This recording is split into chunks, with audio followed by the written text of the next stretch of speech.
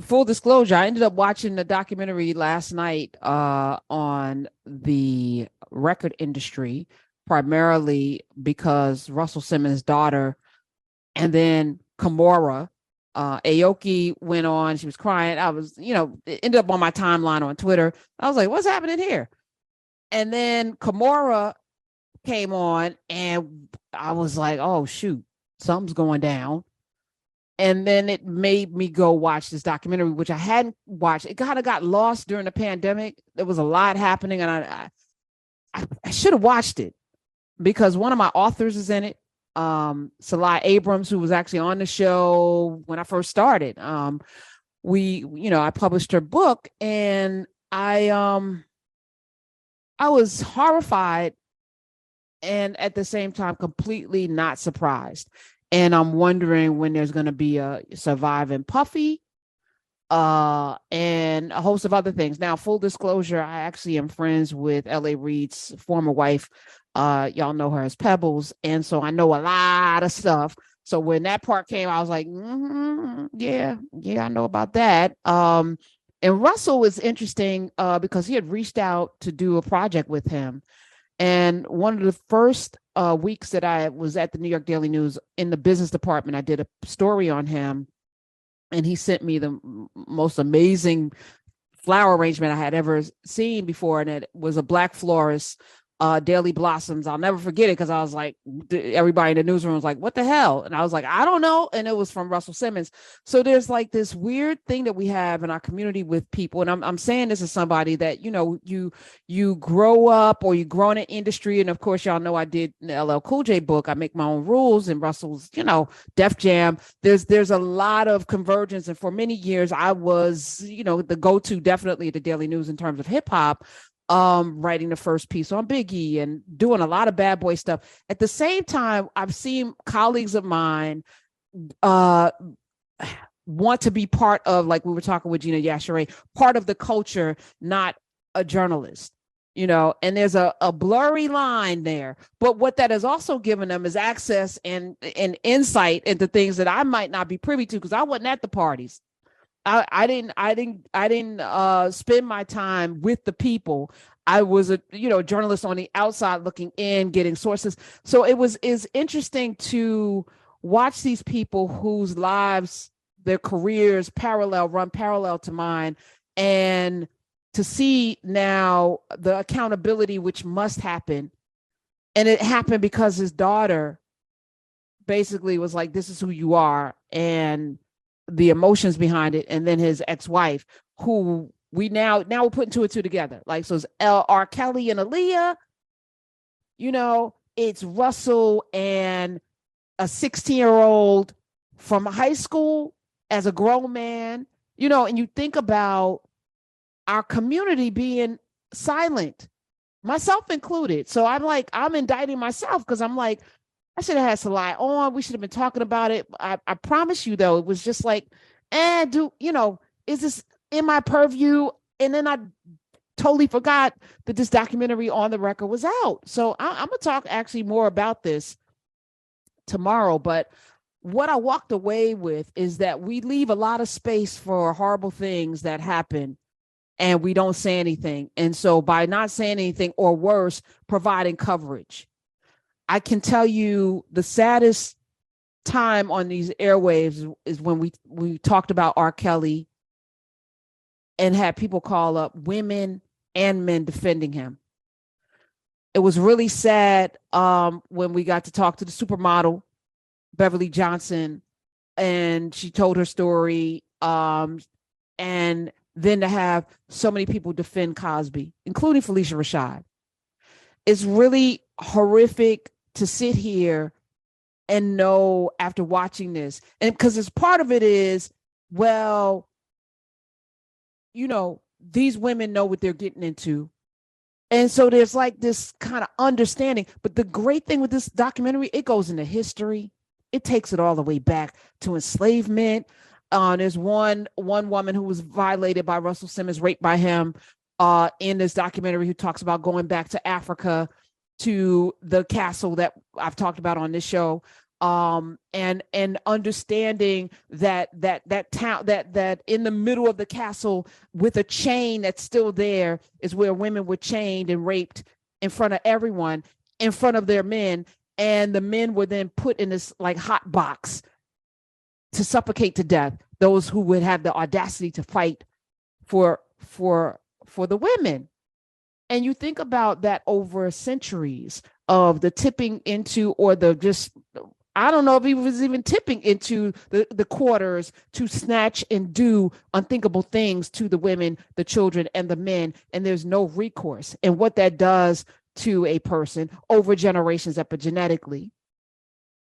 And then I sit today and I think about where we are as a culture and what we've allowed. And then you look at the music industry when these women had to leave and what it turned into.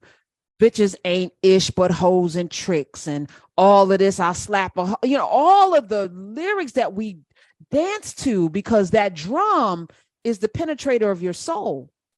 That drum, that beat is what gets into your soul, carried with the words, which is why music is so powerful. They say music soothes the savage beast, but music, if you think about the light bearer, who was the musician in heaven, you think about the power of music and what it does to a person.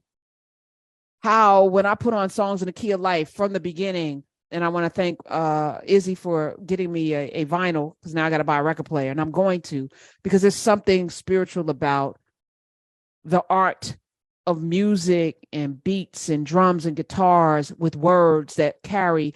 Kids can memorize and remember everything. I mean, we learn our ABCs over song, right? That's how we learn our ABCs, over song. So I just think about the impact of not having women in positions of power in hip hop and rap at its infancy. And it, much like the AI that we talk about, being generated by soulless predators for whom they've made the culture of being a predator acceptable. I got to interview Mother Fletcher last week, 109-year-old survivor of the Tulsa massacre, and her publisher and I were talking afterwards, and she said one of the books that I penned, helped to pen, Confessions of a Video Vixen. She was in Canada at the time. She said everybody wanted to be a video, we call them video hoes, right? Everyone wanted to be a video hoe. And then she read that book. And the only reason why I decided to do that, because it was a cautionary tale. I wanted people to see that woman on the floor in the bathroom, strung out. Like, I wanted you to see the carnage of her soul. I wanted you to not want to become a video vixen. And she said, you did your job, because after reading that book, I had no desire to do that. And I think about Nicki Minaj, and I was listening to some lyrics. She's got new music out. And I just think about, like, to say these things out of your mouth about other women. And I'm not singling out Nicki Minaj as much as I am the entire industry, that, and I'm not being C. Dolores Tucker. I'm saying that our children deserve more from us. And I'm saying that our men, our boys that will become men, our girls that will become women, deserve to have an environment and art and music and culture that uplifts and puts them in a position to have agency and to love one another, because we can. That's who we are. And to allow always use this analogy, their guns pointed at us. Why are we giving them the bullets? If they're already guns pointed at us, why are we giving them the bullets? So watching on the record, I want to kudos to the director, Kirby Dick, and Amy Zarek, who produced and directed it. It's just so well done, but more importantly, it's sickening at the same time to just think about all of what could have been if we had enough gumption. And I think about being one of those 20-something-year-olds saying Calvin Butts, rest in power, and C. Dolores Tucker were doing too much. Hey, out there steamrolling CDs and, painting over billboards and, really coming hard. But they were right. They were right. They were absolutely right. And if you tell me that you can listen to this music and it doesn't affect how you treat other people, I'm going to tell you you're delusional.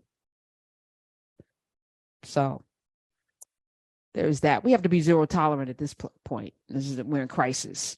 It's like you've been diagnosed with something. You have diabetes. Well, a little bit of cake is not going to harm me, but you don't know when that last little piece is going to be the one that's going to have your leg amputated. You don't know. So why play? Why even play? Why not reverse it?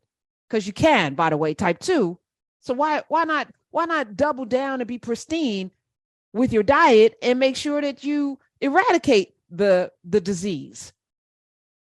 Oh, a little bit of R. Kelly is not bad. No, the music is good. Yes, the music is good, and maybe there's space when we heal to be able to listen to the music. But as long as there is a predator in your home, in your family, at the family reunion, at the cookout, at the Thanksgiving table, as long as you got a predator in your family that you don't address, then we have to be zero tolerant. We have to be zero tolerant. So it's not just about Me Too. But it's also like the audacity of these guys to even deny when there's a string of women out there, not just one. One we could write off, right? But that there's 10, 20, 30. In the case of Cosby, damn near 970. I think it's more than 70. At some point, like, all of them are lying. There's a vast right-wing conspiracy because he wanted to buy NBC. Like, we will construct the most ridiculous stories instead of dealing with what we all already knew. Because I'm going to tell you, as a young reporter, I heard the stories. And as somebody that has been in the media for a long time, I know the stories. So just wanted to bring that up. I don't know if anybody else watched that